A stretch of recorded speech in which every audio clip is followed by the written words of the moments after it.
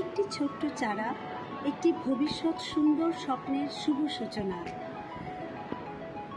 2012 সালের 23শে জুন সোনারং তরুছায়া সংগঠনটির একটি ছোট্ট চারা রোপিত হয়েছিল বৃক্ষপ্রেমিক কাজী হাসান সাহেবের হাত ধরে।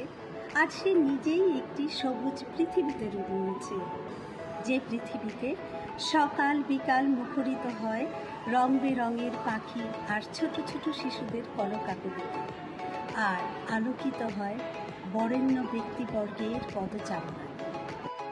আজ তার 14তম প্রতিষ্ঠা বার্ষিকী। আমি গুলনার ফেরদৌস সুলতানা, পেশায় একজন শিক্ষক। আমি আশীর্বাদ করছি সোনারং তরুছায়া তার মুগ্ধতার মায়াবী আলো ছড়িয়ে বেঁচে থাক যুগ যুগ ধরে, আরও সাজাক নিজেকে নতুন রূপে, নতুন মুগ্ধতায়। আন্তরিক শুভেচ্ছা ও শুভ কামনা রইল। শুভ জন্মদিন সোনারং তরুছায়া।